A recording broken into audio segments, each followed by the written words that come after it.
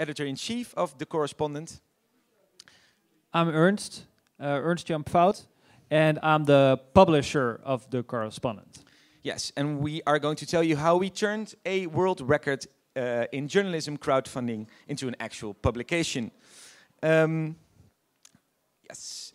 we both worked at a newspaper called NRC Handelsblad. And if you work at NRC Handelsblad in the Netherlands and you want to explain what kind of newspaper you have, you'll say, we're the New York Times of Holland. So we still stay that, even though we don't work there anymore.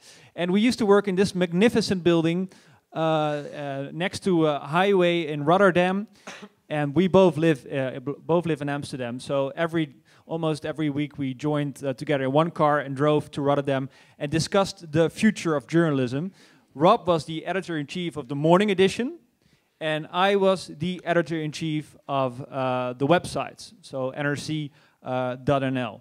And well, we basically, was kind of a weird appointment, because when Rob got his job, he was 27, and when I got my job, I was 24. So we were the two youngsters in the newspaper there, trying to change journalism, and we both had our visions basically. Yes, my goal was to change the newspaper to more fit the future, and especially fit the kind of newspaper young readers would want. And my basic idea for changing this newspaper was to go from news to new. I wanted to make a newspaper that was not about news. Two reasons for that. First, news is basically a commodity. Especially young people don't expect to pay for news. You are surrounded by news, so why would you pay for that? And the other big problem with news is that it's not actually worth paying for a lot of the time. News is not a very good product. The basic problem with news is that it's always about exceptions and almost never about rules.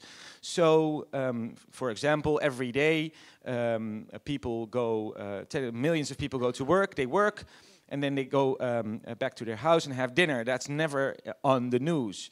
But it is the way society operates. So if you learn about society only through the lens of news, then at the end of the day, you will know basically how society doesn't work.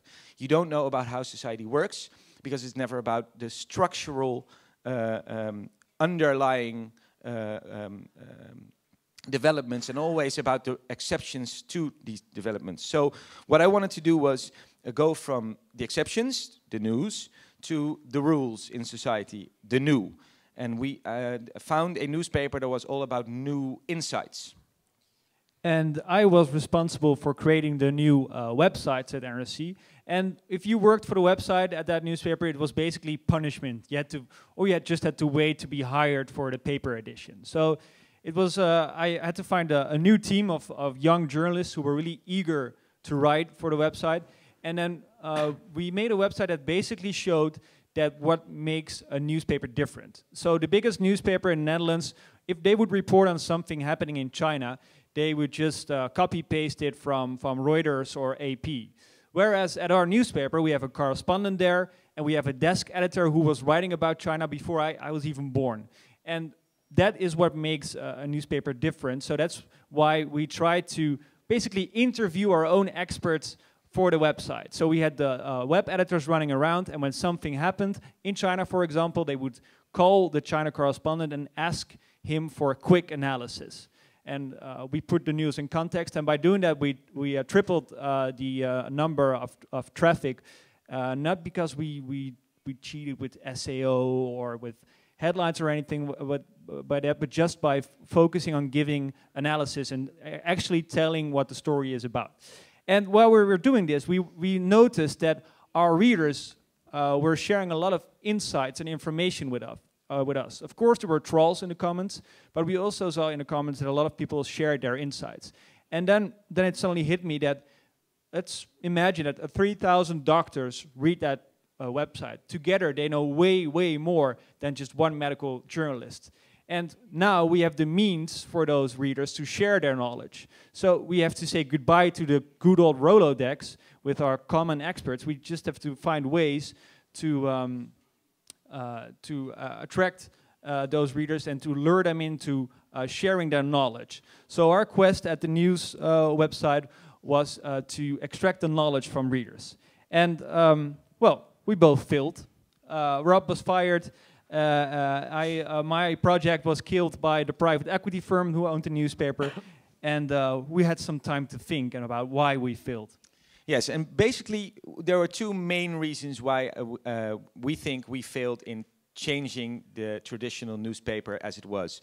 First of all, basically everything in a traditional newspaper is aimed at safeguarding the legacy.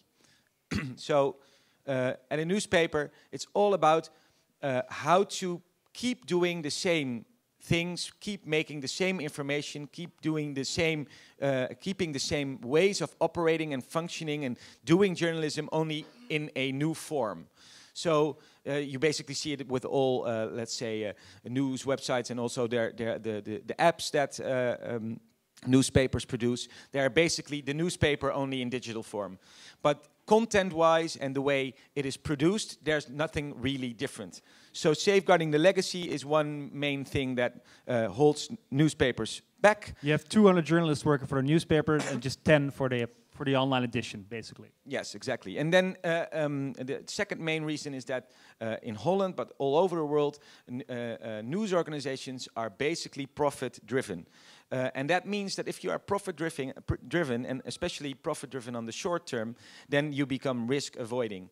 Most of our plans, we could not really say this. Oh. Most of our plans, we couldn't really say, well, this is going to be a hit and this is going to generate this kinds of money next month. And because we couldn't say this, our plans didn't pan out. We had to prove that, we basically had to come up with proven concepts. And if you have to come up with proven concepts, then most of your concepts won't be radically different than what you already know. So we left. Yeah, because we worked at a newspaper. Newspapers in Holland are still very profitable. They made 12 million euros profit the year we worked there, but they gave it all to the private equity firm that owned it, and they didn't invest it in new initiatives. So we had the opportunity to start our own journalistic platform, and that was in 2012. And when we looked around us, we saw some trends, and everybody advised us to follow those trends. And the first one is to start small. Everybody told us, find one developer, find a coffee bar, find 2 laptops, share a laptop if you have to, and start really small, start bootstrapping. So, and then you have to lure every reader, find and grow with one reader at a time. And, well, that was the first thing we heard. Yes. The second thing we heard is, well, news is a commodity. People are not willing to pay for journalism. So you have to think of a business model, as as we are used to call it, that is basically not about readers. Go on ads or make branded content. This is what most people told us. You cannot make a profit or a good amount of money with people paying you for journalism. And you should hire journalists who would write ads, because in the States, a lot of websites are experimenting with that. For example, like BuzzFeed, the yellow article is a sponsored article, and we were told you have to do the same. So don't ask for any money, sell advertising, write your own articles that you can sell to commercial partners. That was basically the advices that we got. And most importantly, all people told us, keep it short. The attention span of the average news consumer is terrible, and it's getting shorter every day, especially because people are on mobile phones all the time, and mobile phones is not really something where you want to read in-depth, long-form journalism. So keep it short, in other words. And don't expect anything from your readers. They're just a passive bunch who want to read about kittens and then move on. So don't even think of asking for a contribution, because you only get trolls. Well, we didn't really follow these rules, because they were contrary to our beliefs and to what we wanted to do with journalism. So we ignored all the consultants, we ignored all the blogs that said to us we had to do it the way we just described, and we chose a different path. And the first thing we did differently is that we didn't find just one developer and start small. We wanted, we believe we're good storytellers, we're journalists, and journalists are good storytellers, but we also wanted the new good storytellers, developers and designers, because we're making new products, we're making new websites, and we can't even fathom the opportunities, the possibilities for fully digital journalism. And to get a grasp, you should definitely talk with designers and developers from day one. From the first moment you start thinking about journalism, you should invite a designer, you should invite a developer, because they know how to tell the new stories. So we were lucky enough that we found a great partner called Mumkai, which is a creative agency. They worked for Nike and Red Bull. Of course, way too expensive for us starting entrepreneurs, but they liked the idea, so they took a share in our company and they worked for us for cost price. And what is also really important, these two guys, in a very natural photo, the left one is the CTO, and the right one is the designer, and they're also in our board. So every decision is made by, well, us two and a designer and a developer. So we think that's essential for a new journalistic endeavor. Yes, the second advice we didn't follow up on was going on ads. We have no advertisers at all. Not because I think ads are evil, not because I think ads don't have a role at all in journalism. They can have a role, but they change the way you perform journalism. If you are an ad-driven platform, everybody knows this, then you have to, your focus is shifted from content to reach, and especially to the kinds of people you reach. Only advertisers are interested in the kinds of people, the demographics of the group you reach. No journalist thinks, I'm going to write this for 33-year-old wealthy people. They write stories because they think they're important, and eventually they will find an audience that fits the story. So by saying, okay, we're going to try this with no advertisements and also no investors at all, we could really focus on making something that was worthwhile for our only customer, namely the members. Yeah, so we're totally funded by members. Members, yes. There's even a slide which says that. And another thing is what we decided is to ignore the goal to keep it short. Yes, we decided if you're going to do in-depth journalism, do it without compromise. So the whole platform we in our head was set up like basically aiming at how can we make our journalism as in-depth as possible. And the basic idea behind is that on the web, you don't have any constraints. You don't have pages to fill. You don't have strange deadlines you have to adhere to. You just can write layers on top of each other, link to other stories, go on and on until the point you say you reach where you have the depth you want. Yeah, and even a reader can decide that. So we can link to a transcript of the interview. We can link to great books we've read for the article, and the reader can decide how far they want to go down the rabbit hole. It's their decision. So we took all these ideas, we ignored all the things the consultants told us, and we tried to build our own platform. And we started doing this back in January 2013, and we started with a crowdfunding campaign in March 2013. Yes, and the crowdfunding was really important because this was the only way we could start this kind of platform without investors and without loans, without banks telling us what to do. We just wanted to have people, actual readers, actual members supporting us.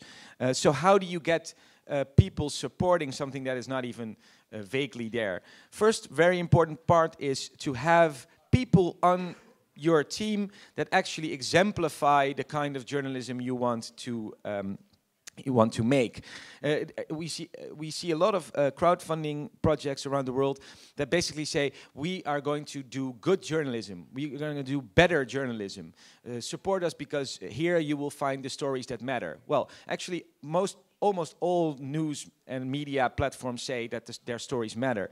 What you need is also people who actually symbolize what you mean by good journalism. So first of all, I asked a few famous, well-known writers, journalists to join the team. And these people were not just famous, they were famous for a certain kind of journalism. For example, the guy on the left, he's a television reporter who is very well known for like Louis Theroux kind of documentary. Faces, you need the faces who exemplify the kind of journalism you aim at. Yeah, and the woman on the right is the former leader of the Green Party who well, became a journalist. So we started crowdfunding, and we decided that we needed 15,000 people who would give us 60 euros and then we could make the first year happen. So we needed 900,000 euros, which comes down to $1.2 million for the Americans in the audience. And this is how the website looked in the really early days. We have a different logo now, but we completely built the whole crowdfunding module ourselves. We wanted to completely control the experience. For example, we didn't want to focus on the budget. We wanted to focus on the number of people that joined us. So the counter, now this is an old screenshot, but when we went live, the counter showed the percentage of those 15,000 people who had joined us. And we figured our odds were 50-50. Because we did have those big names, we did have ideas, and Rob wrote a great manifesto, but we didn't really know how the website would look. And it would take us another 4 or 5 months to build it. So it was a kind of a vague promise as well. We would say, this is journalism as we think it should be. Give us your money. We have still no idea what we'll do with it, but trust us. So we figured our odds were 50-50, especially because we needed $1.2 million. And a couple months before that, the world record in crowdfunding was broken with the Pebble watch, which was a big thing because it hit the 1 million bar for the first time. So it was insane to think that in a country where only 16 million people live, we only have 16 million people in the Netherlands, to set a world record in journalism crowdfunding. But luckily, we got a good start. We were invited at Holland's most popular talk show called As the World Turns. It's not a soap opera, it's an actual talk show. And every evening, 1 million people look at this show. So it's 1/16 of the population, which is huge, of course. And, well, Rob was interviewed about his plan. And he shared the ideas. And well, in one day, we already had 5,000 people who joined us. And in 8 days, we reached the goal of 15,000 people, which we were... Could not believe. Yeah, we were really surprised. And at the end of the month, the crowdfunding was a month. We ended up with 18,933 members. And then it all started.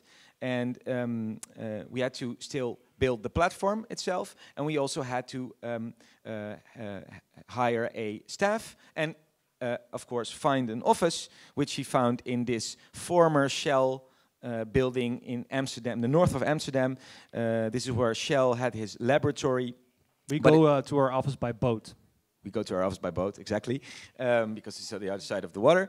And this is now like a media hub, like a new media hub where all these kind of small startups are in. And we also received 1,800 job applications, which tells us that the crisis in journalism is pretty harsh. We absolutely did not expect so many applicants, but we got them. We finally hired 8 full-time writers and approximately 17 freelance writers, and also 5 supporting staff, including us. And some of the writers were documentary makers or taped up podcasts. So we have a different breed. But first, we asked them to paint the office, which they did. Yes, gladly. This was something that had to happen. And the result was very beautiful, we think, with our logo. This is our office space. On one of the first days, we are actually up and running. And so the people you see here, that's our staff. And what we try to look for in our journalists, in our correspondents, as we call them, is not so much traditional journalists, but actual conversation leaders. So these people, first of all, have to have some kind of mission in journalism. They need to clearly explain to us why they want to write and perform journalism in the first place. If you just want to write about whatever, then that's not good enough. And you have to have some kind of expertise. You have to have some kind of fascination about a subject. Can be any subject. If it's important to society and you know something about it, then you're our guy or girl. So for example, this is our education correspondent. And the interesting thing about him is that he's not only a correspondent for us, but he's also a teacher. So his journalism is also founded upon his experience in his own classroom, where he also writes a lot about. And he writes about large general developments in education and also about small examples in his own classroom. Yeah, sometimes his students write guest posts. For example, yes. And this is our correspondent, conflict and development. She knows everything about Africa. She knows everything about conflicts and about aid and development in the world. And this is her subject. And she basically, we tell every correspondent, you are free to set your own news agenda. Don't follow what everybody's writing about. Don't think of news as something that has to be in the news already to be relevant. That's something we noticed a lot around journalists, that the reason why journalists feel they can write about something is because it is in the news now.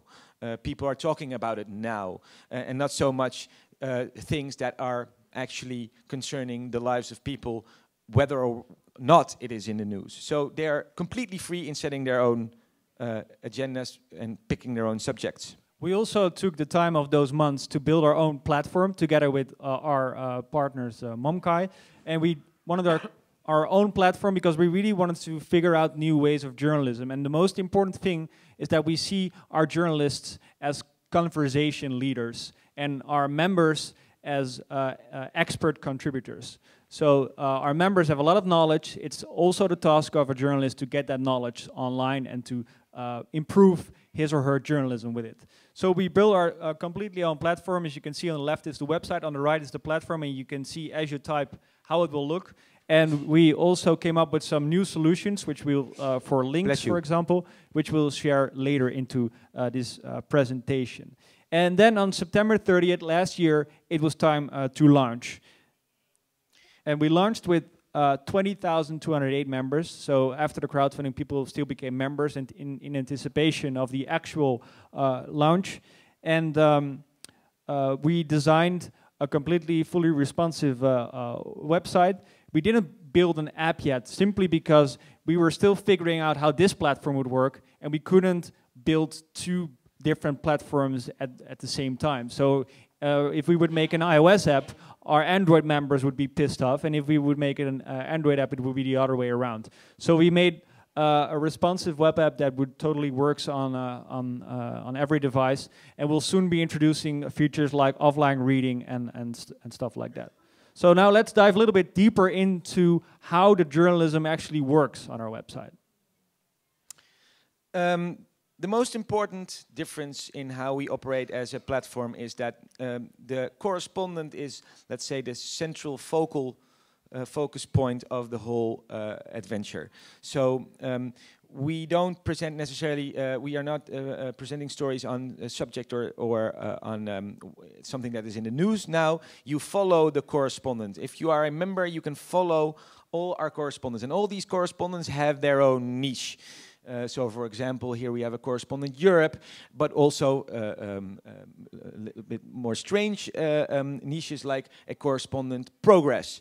This correspondent writes about what is becoming better in the world, not only worse. If you follow a correspondent, then it becomes green, and if you don't, if you're not interested in the subject, then you can unfollow the correspondent as well.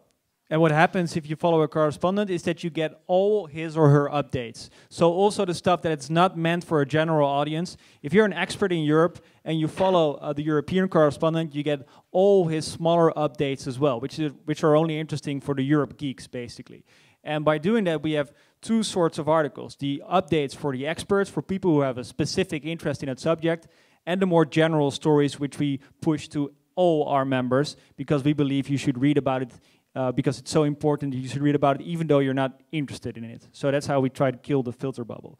And every author has his own garden, as we call it.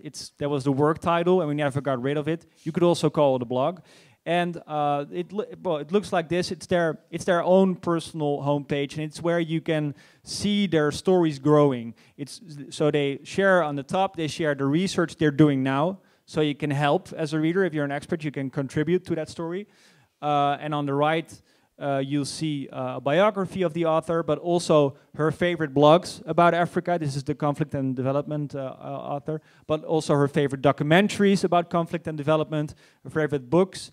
And on the left, you see our updates. So we believe that just publishing an article as an endpoint isn't enough, that you really have to create a more static environment where you see the files, the dossiers growing, and where you can chime in as a reader and share your knowledge. And the basic idea behind this also is that we don't think we can defeat all these traditional media just by making better articles. There is a lot of good journalism in traditional media every day. So just saying, okay, we're going to do the same as the newspaper, but even better, that's not going to work. What we can do is defeat the quality of single articles by not just publishing single articles. So that's why we invented the garden. Yeah, an article is just an update in a bigger story. It's never the whole story at itself. And we also invest a lot in illustrations and photography because it's not just an excuse. It's not the stock photo syndrome that you see everywhere. Oh, we have a story about the police. Let's put up a photo of a police car, or we have a story about data roaming rates. Let's put it in a photo of a woman on the phone. We really try to have illustrations and photography that tells the story as well. So we have a photo editor with a good amount of money she can spend on illustrations. And for example, our correspondent education has his own illustrator. So you'll always recognize his stories by his illustrations. And sometimes we ask photographers to give their own interpretation to the story, which is sometimes pretty explicit. For example, when you ask them to make a photo of that goes with a story about online tracking, you'll get this. And that's what makes our website also appealing, that the photography and the illustrations tell their own story as well.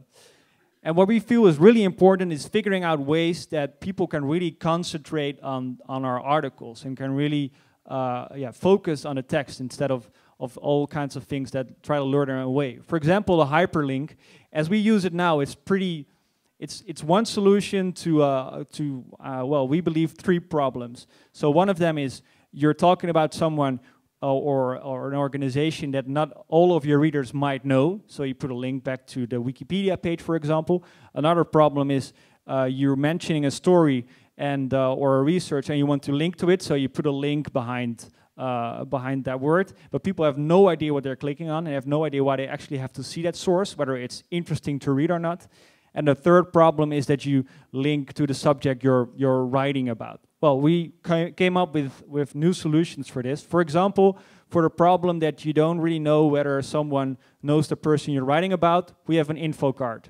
So you see over there, this mentions the name of I've got a laser beam. Yeah, you got a laser. Yeah, you see the name of an artist. If you don't know Mike Kelly, you click on the arrow and you get a short explanation.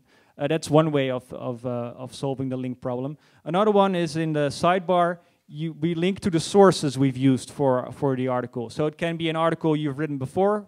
So here it says read my column, and here it is a link to a story you should definitely read. Maybe after you've read this article. And the last one is pretty basic. It's just a read-on link at the bottom. So that's a small example of how we're trying to figure out new ways of improving the reading or watching experience online.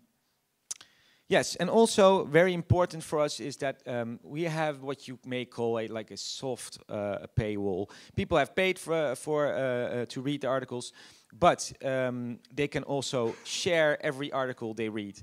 And to let other people know who these articles have been shared with, that these articles have been paid for by someone else, so they're not free. If you see a shared article on the web, then basically you think, okay, this is free, I got this from somebody else. So we mention who shares the article with you.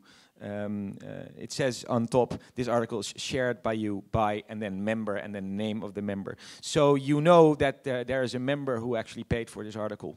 It's not free at all. And in the future, we want to show you how many new members you brought in thanks to sharing those articles. And our marketing budget is basically zero. I think we spend around 300 euros, maybe 400 on Facebook promoted posts.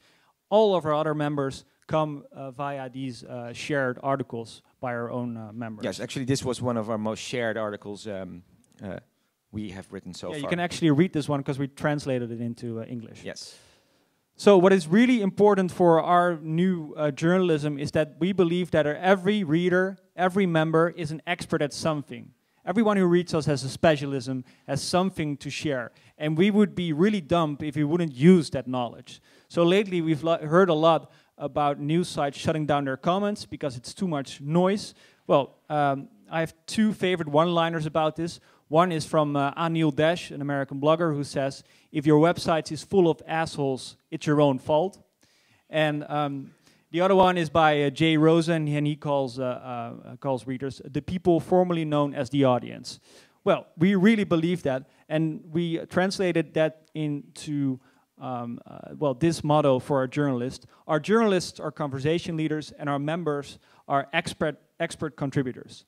Well, since we launched back in September, we've had around 40,000 comments by our readers, but we actually don't call them comments. We call them contributions. So we don't ask for your opinion, per se. We ask for your experience or for your knowledge and to share that. So it says 27 contributions instead of comments, and as a placeholder it says share your knowledge and experience. So we don't say, well, here's my article, have your say, go ahead and fight each other in the comments. We really invite them to work together with us on making better journalism. And another thing we did is that we invite every reader to provide an expert title or a bio. So you can see in the comments, right next to every contribution, you can see why that person shares his or her experiences, why that would matter. So, for example, you can have a professor of law, but we also see, for example, we had a story about robots yesterday, and then we see a lot of AI scientists joining in, and you can really tell, oh, this guy is saying this because he's a professor of law or because he works with something we just wrote about. Or if you write about an illness, you can see who the patients are and who the doctors are. And it's such a small thing, but since we introduced it, we're absolutely amazed by the knowledge of our members and what they can share. So if you really show your members or your readers that you really want to know what they know about that subject, they will share it with you, and you will have a great contribution section. Yeah, it works two ways even, because not only are people encouraged to share their knowledge, if you say, okay, if you're an expert, show us, it also works the other way around. People get discouraged if they don't to voice like nonsense opinions or etc., because they stand out as people who don't really know anything about it. So that helps a lot. So the contributions are not just an excuse for your readers to also have something to do, but really a way to make better journalism. Yes, and now, as of today, we already have 32,360 paying members who pay 60 euros a year, and which amounts to like 74% growth in our first 7 months, which we are amazed at, because if you look at our marketing budget, which is non-existent, and if you also look at traditional media who are in a declining market and even growing. There was a publisher, famous publisher in Holland, who said flat is the new up. that goes for a lot of if you are used to working in journalism. I've been in journalism for 10 years now. Flat indeed was the new up, but actually for us it isn't. So we wanted to share some takeaways. Maybe they will be helpful for your journalistic adventures. Yes. First takeaway is don't necessarily think of what you think people want. That's a basic mistake we learned from marketing. Marketing thinks that if you basically know the demographics of your audience, then you will also understand what they are interested in, what they want. And if you only fulfill those needs, then you have a good product.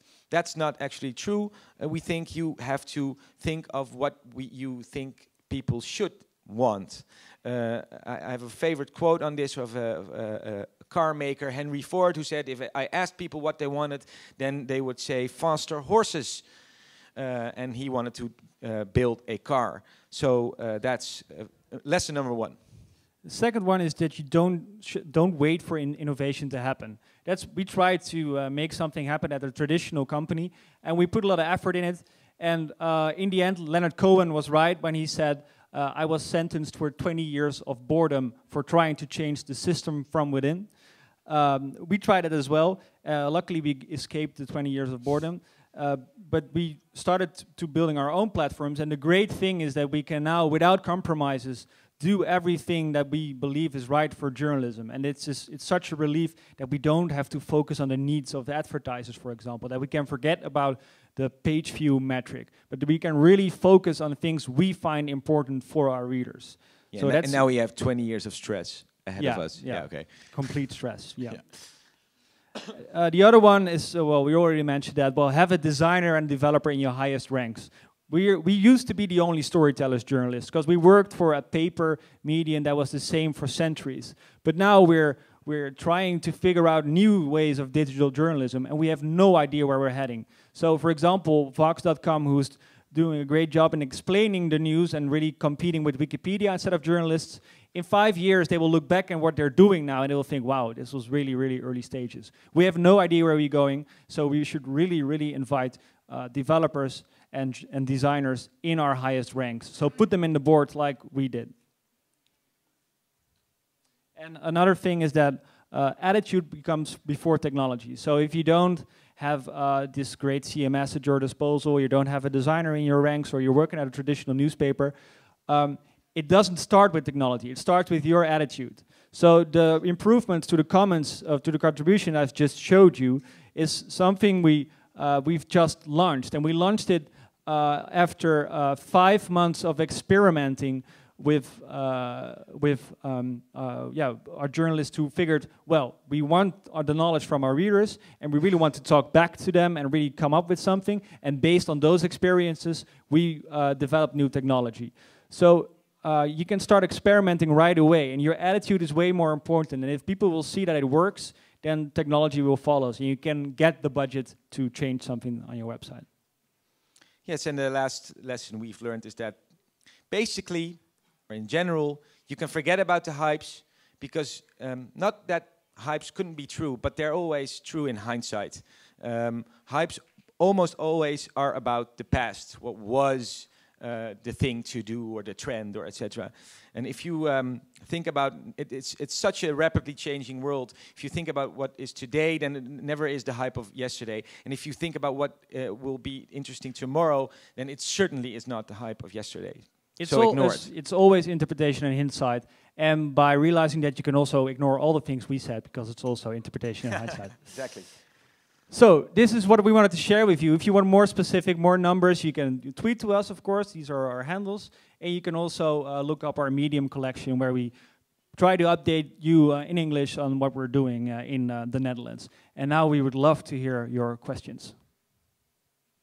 I'll just do the moderating. Do you the moderating? Yeah. Oh, okay. Hello. Hi guys, congratulations for your very good job. I would like to ask you something about your choice to do a newspaper basically in Dutch. Your newspaper, online newspaper, is in Dutch. I would like to know if for a foreign journalist who wants to work in the Netherlands or, for example, in Belgium, in the Flemish part, it is compulsory to learn Dutch? Because I'm planning to move to Brussels, and I think that maybe it could be easier for me to work in a Dutch context. I mean, I would like to know if it is compulsory to learn Dutch. Thank you. Well, don't learn Dutch. It's such a small language, and only 16 million speak it. So forget about Dutch. No, it's a very good question because, of course, we decided to go to start in Dutch because this is our home country, and this is, when we started, we absolutely did not know if this is going to work. So you have to start somewhere you have the best shot. If I did this in Germany, for example, I don't know the journalist, I don't know the audience, and nothing. So that's why we started in Holland. But we really want this to actually grow to something that is non-national. Almost all our subjects already are non-national, not nationally oriented. So we love, first of all, to start translating some stuff we already have, so they can reach another audiences outside of the Netherlands. And eventually, I mean, the word correspondent is people from all over the world telling us stories. So what we would love to be in the future is a network of all these different kinds of correspondents from all these different kinds of places in the world, contributing stories in all kinds of languages. How do you say the correspondent in Italian? Corrispondente. Correspondente. Well, okay. Maybe we'll try to start the Correspondente in a couple of years. Our first start is we are looking now in the south, where in Belgium, because it's the same language. And then eventually, if we can succeed launching there as well, then maybe we could do a country where that's not that's a different language area. Yeah. So if you want to start the Correspondent in your own country, come talk to us, because we're definitely interested. Yeah, it's, oh, I saw you.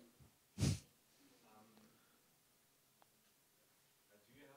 an idea about the average reader of yours? I mean, is it people, the age and the education background? Of course, you Yeah.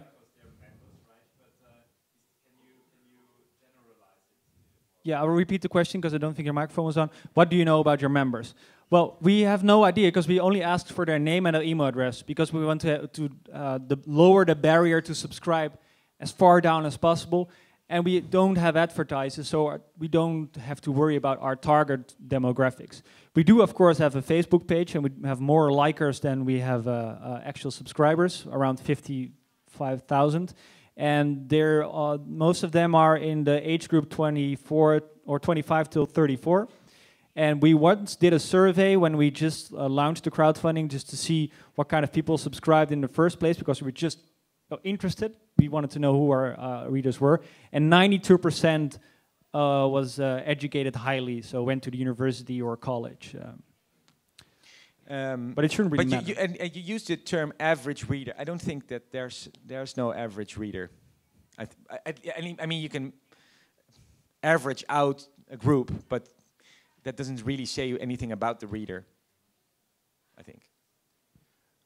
You say that your writers are more conversational leaders than journalists. But this is a big difference.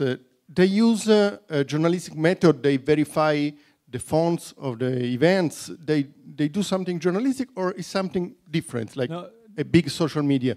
A journalist should filter, select, and present and verify information. And he's been doing that, well, for paper newspapers. But now we have online media, and now we have the opportunity to ask our readers for their knowledge. And every reader is an expert at something, so they know more than just that one guy sitting behind a desk and writing a story. So what has changed, that's why we call them conversation leaders, is that they can also use the knowledge of their readers. So they're still verifying everything, they're still acting as traditional journalists in that way, but it's just their means of getting the information is different.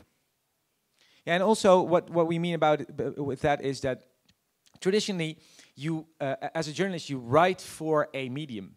You write for the paper. We try to tell our journalists, you write for your audience, not for our platform. So, and that means that the way you gather facts, the way you check facts, the way you come to subjects that are you think are important and interesting, that you also share. And also when you're finished, when your story is finished, that doesn't stop there. That's when the conversation begins, and then that's where it evolves.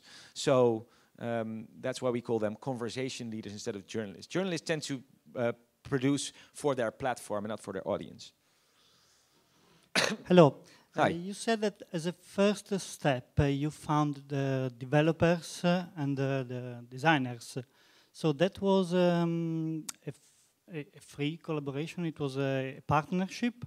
Or you paid them somehow even before the... No, they took a risk. So they would say, if we succeed with the crowdfunding, then you should pay us cost price. And if we fail, well, we did it for free. So, and they also are a shareholder in our company, and they work for cost price now. They invested tens of thousands of euros on their own risk to build this. Yeah. What? There, and there. Okay. So you say that journalists are writing for their audience. So it means that the correspondent doesn't have an editorial line. So mainly every journalist has his own opinion and could follow his own or her own opinion, even if it could be against, for example, your own opinion. Yes. We basically, what we share is the same kind of values on journalism. We don't share a strict editorial line. When I came in, what amazed me most when I started working at newspapers is that I thought that the conversations I had with the people I was working with were way more interesting than the pieces they wrote in the newspaper. They were telling me stuff that I was amazed by. Okay, this is how it works there, and this is why this is very important. And then you open up the newspaper, and then there's the article that was produced because of the editorial line. Because somebody said, this is in the news now, we have to have something on this now. Go write it. So when I when I gave my journalists the freedom to say, okay, you are your own little editor-in-chief in your own theme or subject, then the stories that came out of it were way more interesting than if I would tell them what to write about. Because my knowledge about almost all these subjects as an editor-in-chief is very limited. I know what is in the news, but they know what should be in the news. So yes, I'm a very humble editor-in-chief. Hey guys, Garrett Goodman here. We're on a panel tomorrow, I believe. Great. Yeah. There's another panel on crowdfunding tomorrow. Seeing you guys speak about it, it's no wonder you were able to hit this target. I mean, you have so much passion. So I can understand how people get so excited about it. What happens if somebody gets so excited that they want to give you more than 60 euros for the year? Do you allow them to do that? That happened, yeah. They did. Yeah, so feel free. No, we have a donate page where you can donate money. And also when someone signs up, we give them the opportunity to donate more than just the subscription. People can't determine yet where the money goes. We're thinking about maybe we should start, some projects are just too expensive because of insurance, for example. Maybe we could start smaller crowdfunding experiments within our platform, but we're not there yet. But actually, in the crowdfunding phase, we got we got 200,000 euros extra in donations. Right. Yeah. Congratulations. Thank you. I'm not in charge. Who will respond in case of legal problems or what is right in your platform? Oh, the correspondent, the company. We have legal advisors, and we didn't happen to have these kinds of troubles yet, but maybe we will, and then we take responsibility for this. It's not the correspondent who is on his own or something. And everyone we're trying to work with are like-minded people. So our lawyer, for example, or legal counselor, he worked for Google and for some really big firms, then left because he wanted to change how lawyers work.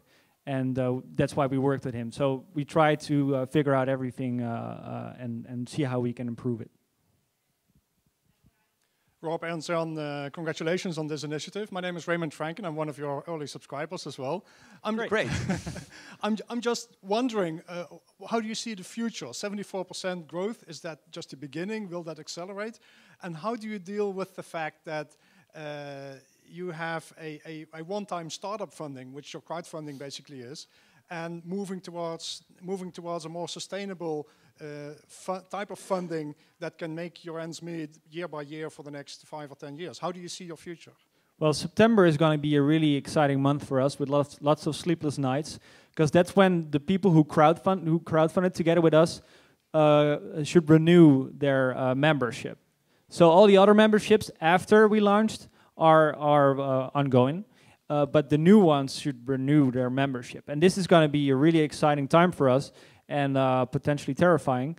But we see that they're really active, that they're really happy with what we do. And of course, there will be people who leave us, and then this incredible number of 32,000 will be somewhat more modest. But that they made the first year happen, and we have a great head start now. We have a great financial buffer, and we can survive a really big hit in September. And well, we see new people every day joining and who had just heard about the Correspondent.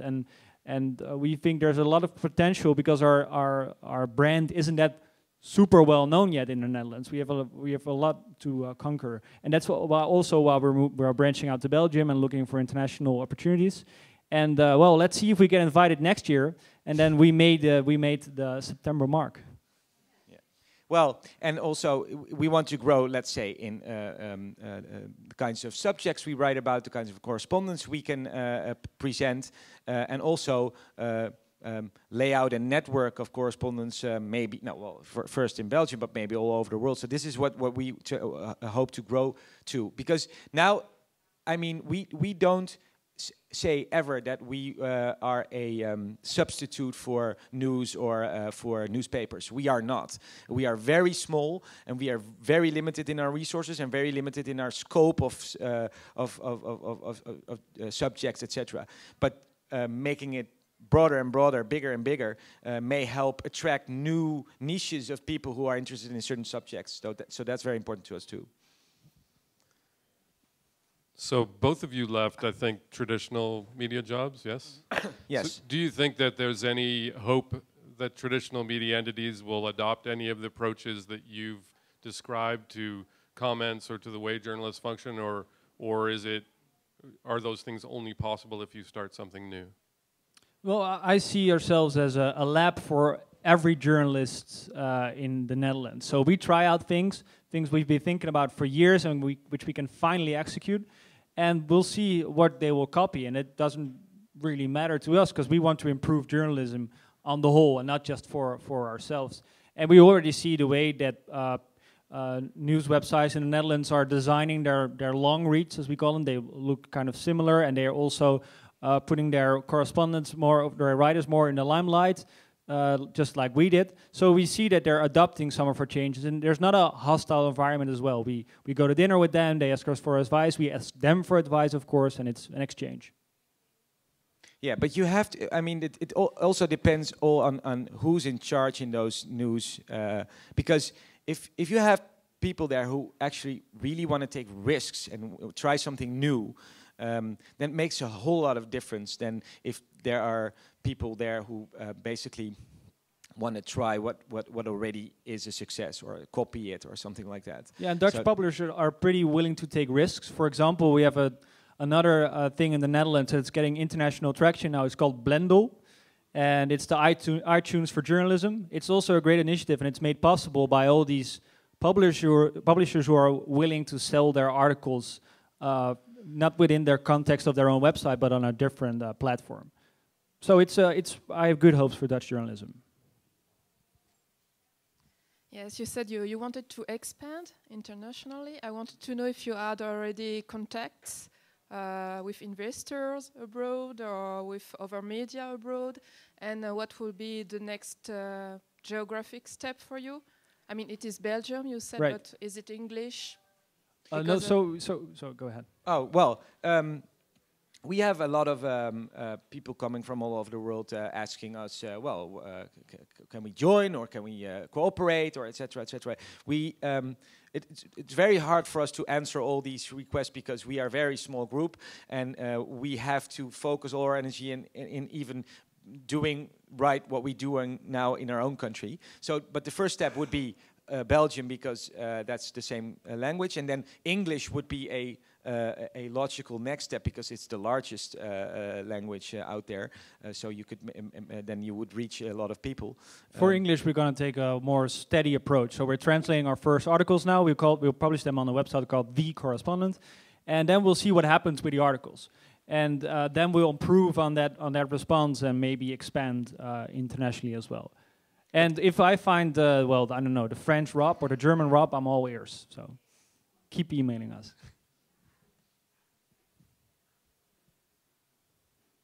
Well, thank you very much for your questions. It's 10 minutes past 1 p.m., so we have to stop. Thank you very much for your attention, and let's continue the conversation during this conference. Thank you.